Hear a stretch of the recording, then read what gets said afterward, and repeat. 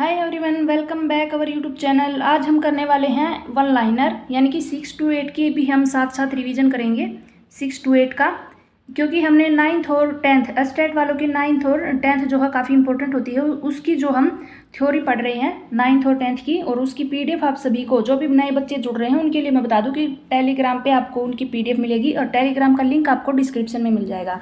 ये पीडीएफ जो है इसमें 40 क्वेश्चन होंगे। सारे 40 क्वेश्चन कहाँ से लिए हैं हमने? 6 to 8 की एनसीईआरटी से हैं। 6 to 8 का भी साथ के साथ रिवीजन होता रहेगा, और ये क्लास सीटेट हो या एचटेट दोनों के लिए ही बराबर इंपॉर्टेंट है। ये मत सोचना सीटेट वाले की एचटेट की क्लास है या एचटेट वाले ये मत सोचना कि सीटेट के लिए है। दोनों के लिए बराबर इंपॉर्टेंट है, क्योंकि 6 to 8 एचटेट में भी आती है और सीटेट में भी। सीटेट में तो 6 to 8 के अलावा कुछ आता नहीं है, पेडागोजी आएगी बाकी आपकी, लेकिन एचटेट में क्या होगा, पेडागोजी भी आ जाएगी और इकोनॉमिक्स भी आ जाएगी 6 to 8 के अलावा, और 9th और 10th क्लास में से भी क्वेश्चन आएंगे। इसलिए 6 to 8 वाले हम अभी थ्योरी नहीं कर रहे हैं, तो ये वन लाइनर मैं लेके आई हूँ। इनकी पीडीएफ आपको टेलीग्राम पे मिल जाएगी, वहाँ से लेकर के आप पढ़ लेना। 40 क्वेश्चन है और सभी क्वेश्चन जो है एक से बढ़कर एक, यानी कि सभी की अपनी अहमियत है। सभी क्वेश्चन जो है प्रीवियस ईयर में सीटेट में आए हुए हैं, कुछ एचटेट के भी आए हुए हैं, तो सभी क्वेश्चन बराबर इंपॉर्टेंट है दोनों के लिए, सीटेट हो या एचटेट। चलिए क्लास को स्टार्ट करते हैं। वीडियो अच्छी लगे तो लाइक करना, शेयर कर देना, और जो है चैनल पे नई हो तो चैनल को सब्सक्राइब कर लेना। पहला कथन जो होगा अभिकथन, अजर्सन रीजन वाले क्वेश्चन कितने इंपॉर्टेंट है सभी को। अजर्सन दिया होगा पहले कि इसका ये कोई भी बात लिख देगा और लिख देगा अभिकथन है, फिर दूसरी बात लिख देगा और फिर पूछेगा कि इनमें से कौन सा सही है, सही विकल्प, यानी कि पहले का दूसरे से लिंक है या नहीं, और नीचे भी ऑप्शन देगा ए और आर दोनों सही हैं, लेकिन ए सही व्याख्या नहीं करता है। एक ऑप्शन होगा कि सही व्याख्या करता है, ए और आर दोनों सही हैं, सिर्फ इतना ही दे देगा, और ए और आर दोनों गलत हैं। 4 ऑप्शन इस तरह से देगा, तो आप दोनों को आपस में लिंक करना आना चाहिए। पहला ही क्वेश्चन अजर्सन रीजन का है। 1960 में द्विभाषी बम्बई प्रांत को मराठी और गुजराती भाषी दोनों के लिए अलग अलग राज्यों में बांटा था। ये बांटा गया था।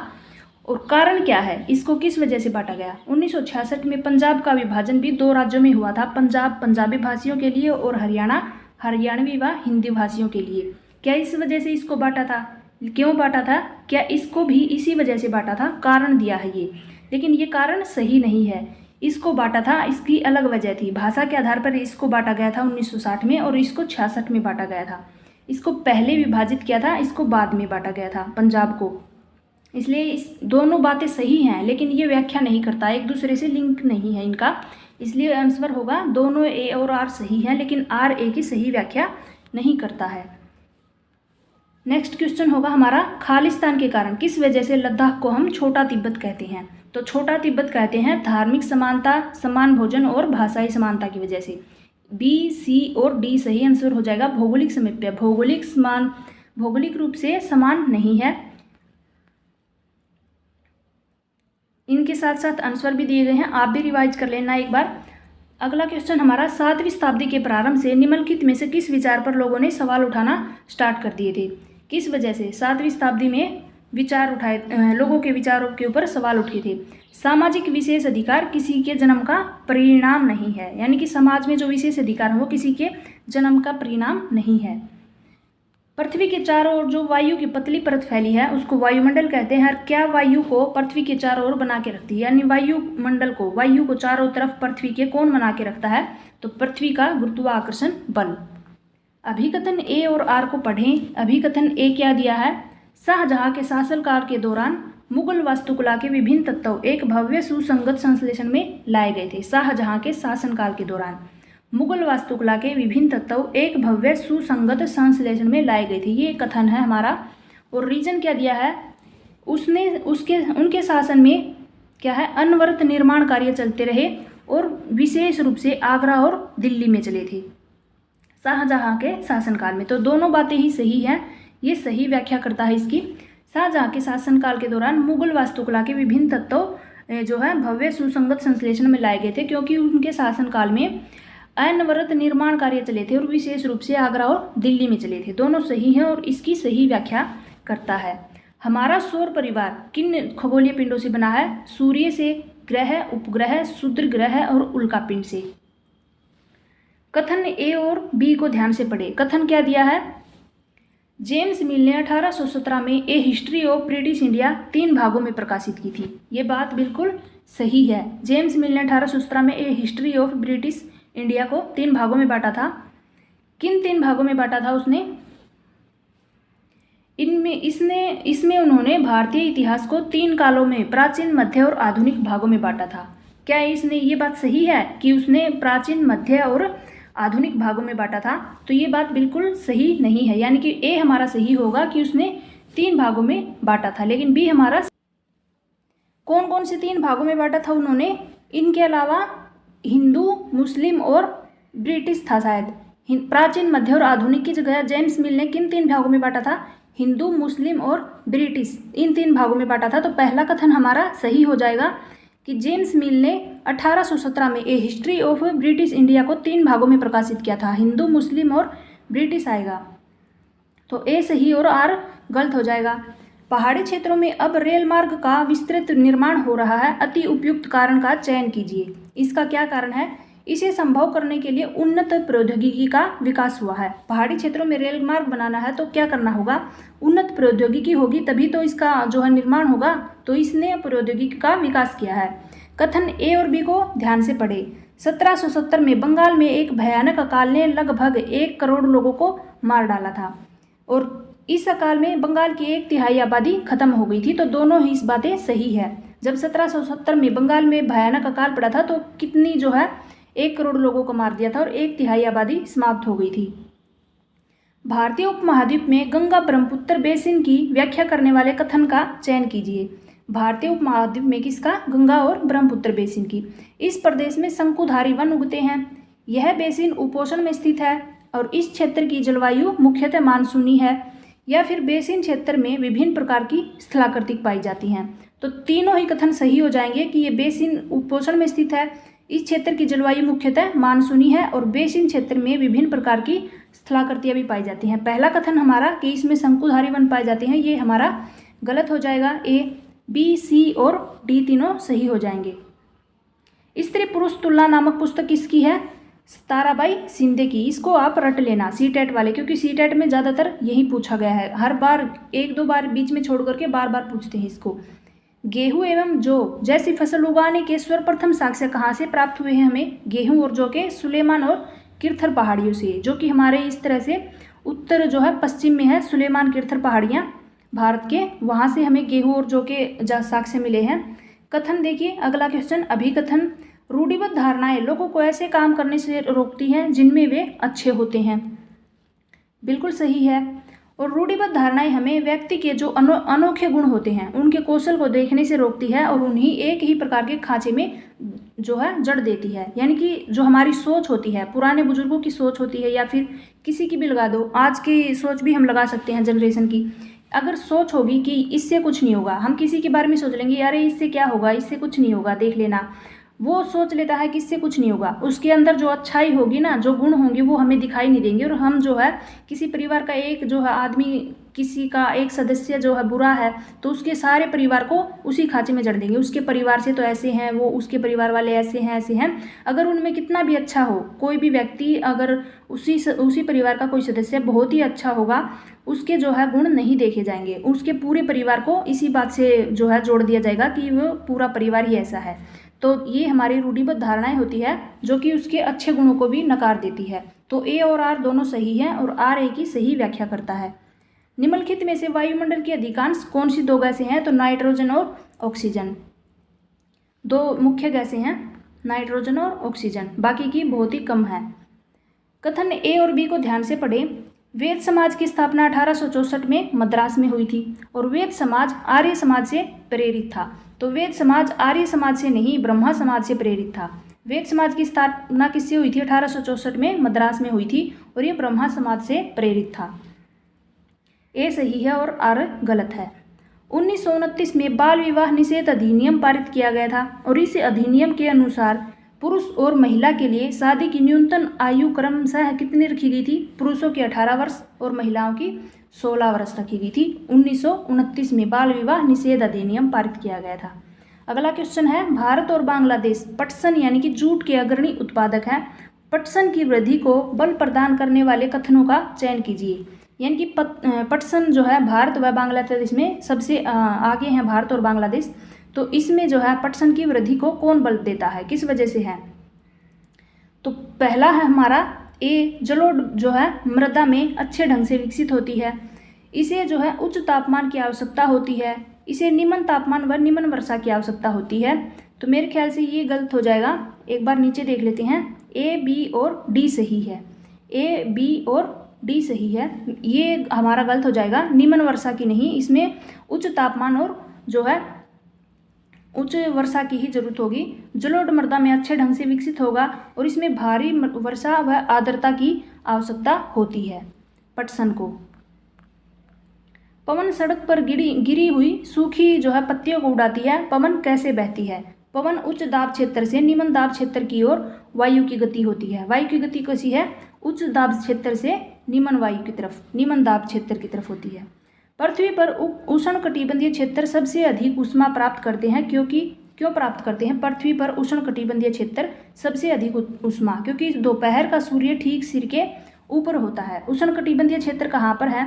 मान लो ये हमारी पृथ्वी है, ये हमारी मकर रेखा और कर्क रेखा हो गई। ये हमारी विषुवत, हम बोलते हैं ना विषुवत व्रत, यानी कि 0 डिग्री भूमध्य रेखा। तो सूर्य की स्थिति सिर्फ यहाँ तक होती है। उष्णकटिबंधीय क्षेत्र कहाँ तक होता है? सिर्फ इनके बीच में, कर्क और मकर रेखा के बीचों बीच होता है। इसके ऊपर जो हमारा जाएगा शीत क्षेत्र हो जाएगा, शीत प्रदेश। तो यहाँ पर सूर्य की किरणें तिरछी पड़ती हैं, तो यहाँ पर क्या होता है? ठंड होती है, बर्फ पड़ती है।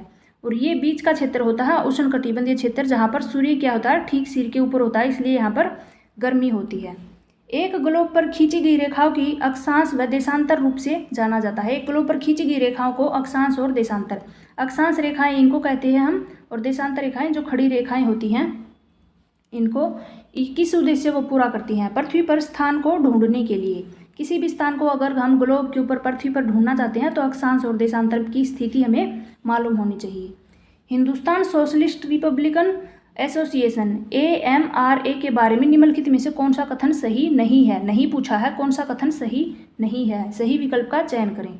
भगत सिंह और उनके क्रांतिकारी साथियों ने इसकी स्थापना की थी, ये गलत हो जाएगा। 1928 में दिल्ली के फिरोजशाह कोटला में इसकी स्थापना हुई थी, यानी कि ये दोनों सही हैं। वैसे बोल रही हूँ मैं, आंसर में गलत हो जाएंगे।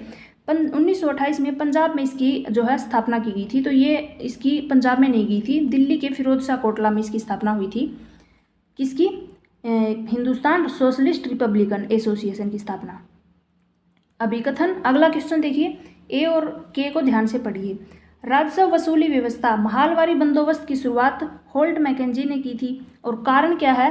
राजस्व वसूली तथा कंपनी तक इसे पहुंचाने की जिम्मेदारी गांव के प्रधान को दी गई थी, न कि जमींदार को।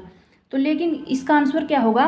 ए और बी सही है, लेकिन आर इसकी व्याख्या नहीं करता है, यानी कि ए सही है। राजस्व वसूली व्यवस्था महालवारी बंदोबस्त की होल्ट मैकेंजी ने इसकी शुरुआत की थी, और राजस्व वसूली व कंपनी तक इसे पहुंचाने की जिम्मेदारी गांव के प्रधान को दी गई थी, न कि जमींदार को। ये दोनों बातें सही हैं, लेकिन ये इसकी व्याख्या नहीं करता। निम्नलिखित में से कौन सा कथन वर्तमान समय के संसाधन उपलब्धता के संदर्भ में सतत पोषणीय विकास में सहायता करता है? सतत पोषणीय विकास में सहायता कौन करता है? सही विकल्प का चयन कीजिए। संसाधनों की खपत को घटाना, ए हमारा संसाधनों की खपत को घटाना इसमें मदद करता है। संसाधनों में उपयोग में वृद्धि करना इसकी मदद करता है। संसाधनों का पुनः चक्रण या फिर वस्तुओं का पुनः उपयोग। ए, सी और डी हमारा आंसर हो जाएगा। ए, सी और डी। बी हमारा गलत हो जाएगा कि संसाधनों के उपयोग में वृद्धि करना सतत पोषणीय विकास में सहायता करता है। अगला होगा पेरिय पूर्णम एक तमिल कृति है, और इसके बारे में कौन हमें जानकारी देता है? साधारण पुरुष एवं महिलाओं के बारे में। पेरिय पूर्णम में किसकी जानकारी मिलती है? साधारण महिला एवं पुरुषों के बारे में हमें जानकारी मिलती है। क्या चीज़ किसी वस्तु या फिर पदार्थ को संसाधन बनाती है? अगला क्वेश्चन हमारा कि किस वजह, क्या चीज़ हमें किसी वस्तु या फिर पदार्थ को संसाधन बनाती है? हम संसाधन क्यों बोलते हैं? उसकी उपयोगिता के आधार पर या प्रायोजकता के आधार पर। प्रेरी को विश्व का धन्यागार भी कहते हैं, और इस प्रदेश में अत्यधिक गेहूं के उत्पादन में सहायक परिस्थितियों का चुनाव कीजिए। सबसे अधिक गेहूं यहाँ पर पैदा होते हैं, विश्व का धन्यागार कहा गया है। इसकी आवश्यक परिस्थितियाँ क्या है? प्रेरी, यहाँ पर लोग प्रौद्योगिकी का काम उपयोग नहीं करते हैं। ए, यहाँ पर लोग बहुत ही परिश्रमी होते हैं और कृषि की वैज्ञानिक विधियों का प्रयोग किया जाता है और इस प्रदेश में वर्षा की कमी होती है। तो बी और सी सही है। यहाँ के लोग बहुत ही मेहनती हैं और कृषि वैज्ञानिक विधियों का उपयोग यहाँ पर किया जाता है। वर्षा की कमी होगी तो गेहूं उत्पादन तो वैसे ही नहीं होगा। हमारी पृथ्वी का वास्तविक निरूपक प्रतिरूप है ग्लोब, यानी कि ग्लोब एकदम हमारी पृथ्वी के जैसा दर्शाया गया है कि पृथ्वी ऐसी है। अभिकथन ए और आर के को ध्यान से पढ़े। अभिकथन क्या है? जनजातियों की सांस्कृतिक परंपराएं जिसमें उनकी भाषा संगीत भी शामिल है और बहुत से समृद्ध एवं विशिष्ट होती है। जनजातियों की संस्कृति परंपराएं जिनमें उनकी भाषा और संगीत शामिल है, बहुत ही समृद्ध और विशिष्ट यानी कि अलग होती हैं। जमीन, जंगल के घास के मैदान, पानी पूरे कुनबे की जो है संपत्ति मानी जाती है, जिसका उपयोग सभी एक साथ मिलजुल कर करते हैं। क्या दिया गया है कि जनजातियां जो है सांस्कृतिक और उनकी भाषा और संगीत जो है बहुत ही समृद्ध और विशिष्ट होती हैं। किस वजह से होती हैं? इसका कारण क्या है? क्या जमीन, जंगल और घास के मैदान सभी कुनबे की संपत्ति मानी गई है, इसी वजह से ऐसा होता है कि वो विशिष्ट है? तो ऐसा नहीं है। ये कथन सही है और कारण भी सही है, लेकिन इसकी व्याख्या सही नहीं करता। ये बीमारियां जो एक व्यक्ति से दूसरे व्यक्ति को जल, भोजन, वायु इत्यादि से फैलती हैं, उनको क्या कहते हैं? संचारणीय बीमारियां कहते हैं। अभी कथन ए और आर को ध्यान से पढ़ें। कथन क्या दिया गया है? दादा भाई नौरोजी जो कि भारतीय राष्ट्रीय कांग्रेस के बड़े नेता थे, कभी भी भारतीय राष्ट्रीय कांग्रेस के अध्यक्ष नहीं बने और एक व्यवसायी और प्रचारक थे। वे लंदन में रहते थे और कुछ समय के लिए ब्रिटिश संसद के भी सदस्य रहे हैं। तो ये बात तो बिल्कुल सही है कि वे व्यवसायी थे, प्रचारक थे और लंदन रहते थे और उस समय में वे ब्रिटिश संसद के सदस्य थे और कांग्रेस के नेता थे और कभी भी राष्ट्रीय कांग्रेस के अध्यक्ष नहीं बने। तो ये हमारा गलत हो जाएगा दादा भाई नौरोजी के बारे में। अभिकथन ए देखिए अगला क्वेश्चन का। प्रारंभिक स्तर पर सामाजिक विज्ञान की शिक्षण महत्वपूर्ण है। प्रारंभिक स्तर पर क्या है? प्राथमिक स्तर पर सामाजिक विज्ञान का शिक्षण महत्वपूर्ण है। कारण क्या है? ये बच्चे को सामाजिक मामलों के प्रति संवेदनशील बनाता है और उसमें भिन्नता और विविधता के सम्मान जो है विकसित करता है। तो दोनों ही सही हो जाएंगे और व्याख्या भी सही। प्रारंभिक स्तर पर सामाजिक विज्ञान शिक्षण महत्वपूर्ण है। क्यों महत्वपूर्ण है? क्योंकि ये सामाजिक मामलों के प्रति संवेदनशील बनाएगा, बच्चों को भिन्नता और विविधता के लिए समानता विकसित करेगा। अगला क्वेश्चन है हमारा अभिकथन यानी कि अदर्शन रीजन का ही। भारत के गांव में किसानों के कई आत्महत्या के मामले रिपोर्ट किए गए हैं भारत के गांव में। कारण क्या है? मानसून का अभाव, कर्ज या फिर ना चुका पाने की अक्षमता किसानों में दुखों का कारण बनती है। तो ये दोनों ही कारण और व्याख्या दोनों ही सही है कि किसान आत्महत्या कर लेते हैं गांव में और किस वजह से? क्योंकि उन्होंने कर्जा लिया होता है और जो है वर्षा की कमी से खेती नहीं हो पाती। उन तत्कालिक, अगला क्वेश्चन हमारा 63 का। उन तत्कालिक उपायों की पहचान कीजिए जो महिलाओं को सुरक्षा तथा उन्हें नौकरी करने व पारिवारिक आय में योगदान करने और आत्मनिर्भर बनाने में सुनिश्चित करता है। तत्कालिक कार्य यानी कि तत्कालिक उपाय क्या है? जो महिलाओं को सुरक्षा और उनको नौकरी करने व परिवार की आय में योगदान करने व आत्मनिर्भर बनाने में सुनिश्चित करती हैं। बालवाड़ियों का प्रावधान करना जरूरी है, या फिर संसद में महिलाओं के लिए सीटों का आरक्षण जरूरी है, या फिर व्यावसायिक सुरक्षा का प्रावधान जरूरी है, या फिर रात की पाली शिफ्ट में लाने जाने की सुविधा जरूरी है। तो हमारा हो जाएगा बालवाड़ियों का प्रावधान। अगर किसी महिला के पास बच्चे हैं तो वो काम करेगी या फिर कहीं पर भी जॉब करने जाएगी तो बच्चों को वहाँ पर बालवाड़ियों में छोड़कर जाएगी सुरक्षा के लिए, फिर वो अपनी जॉब पर ध्यान दे सकती है। बच्चे की वजह से उसको जॉब नहीं छोड़नी पड़ेगी।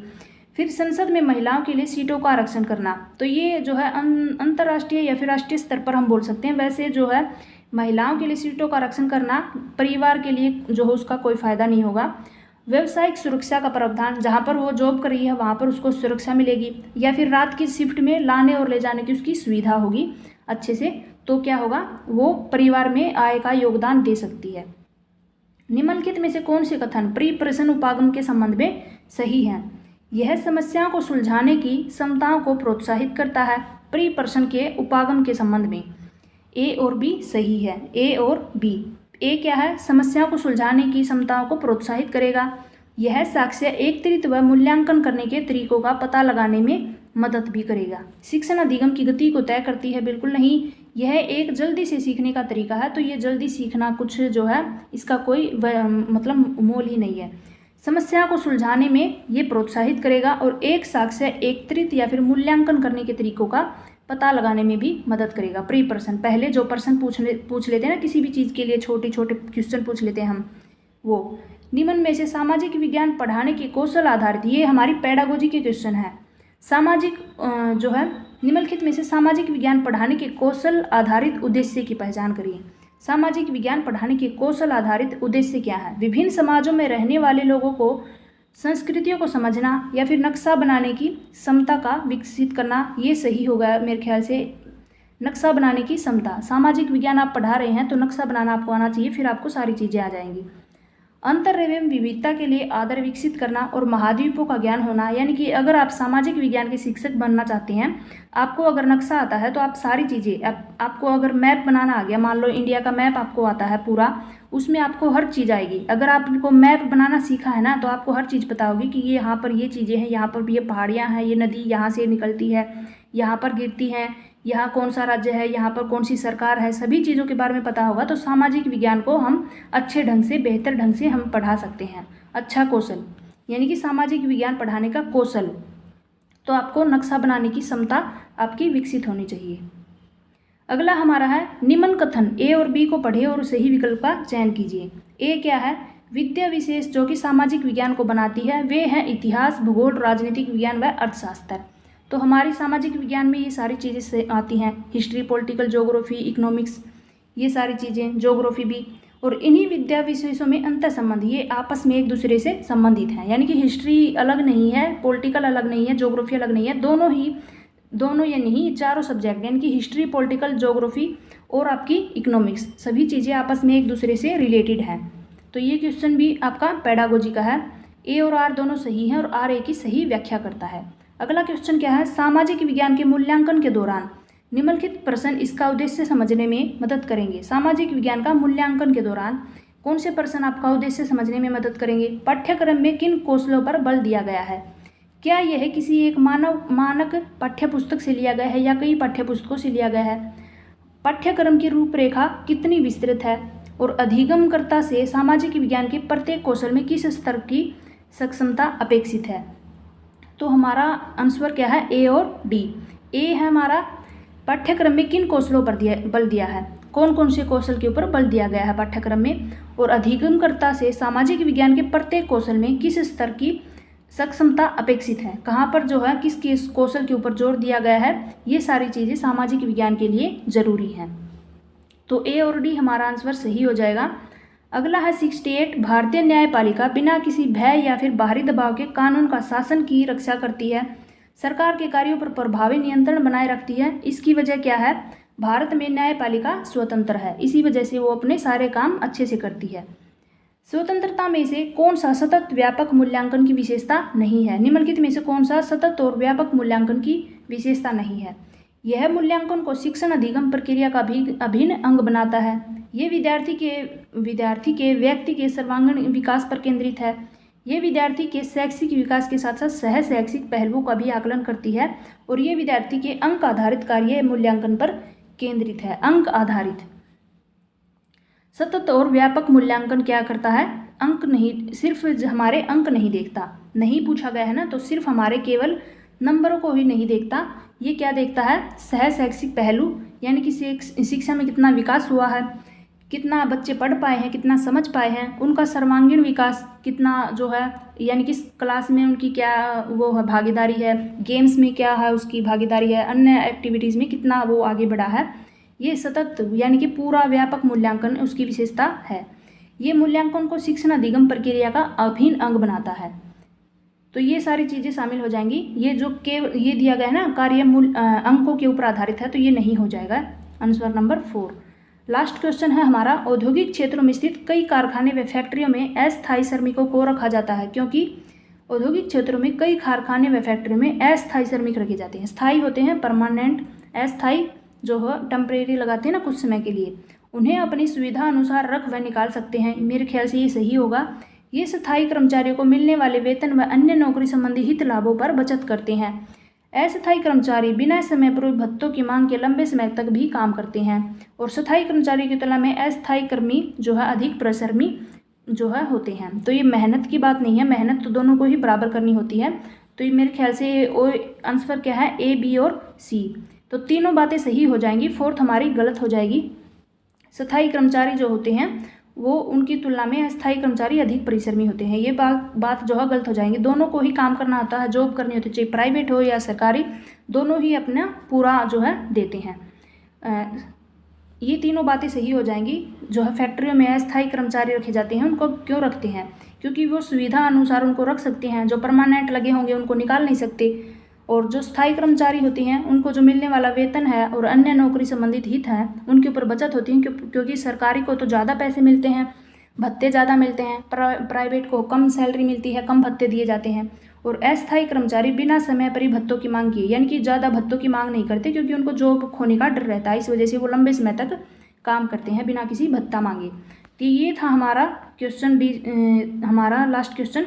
40 क्वेश्चन थे। इनकी आपको PDF मिल जाएगी टेलीग्राम पे, इसका लिंक मिल जाएगा, वहाँ से आप इसको PDF लेकर के पढ़ाई कर सकते हैं। अच्छे से इसका रिवीजन कीजिए, क्योंकि ये आपके सारे क्वेश्चन आए हुए हैं।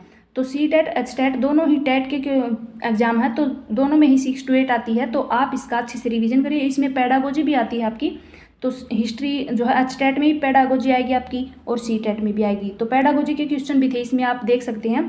ये PDF आपको मिल जाएगी 1-2 दिन में। डेली आपको इतने ही क्वेश्चन 40 क्वेश्चन के आसपास मिलते रहेंगे और उनकी PDF भी मिल जाएगी टेलीग्राम पे। अगर वीडियो अच्छी लगे तो जो है इसको चैनल को लाइक कर देना, वीडियो को लाइक कर देना, चैनल को सब्सक्राइब कर देना, वीडियो को ज़्यादा से ज़्यादा शेयर करना, ताकि और बच्चों को भी ये वीडियो मिल सके। मिलते हैं नेक्स्ट वीडियो में। Good luck, bye.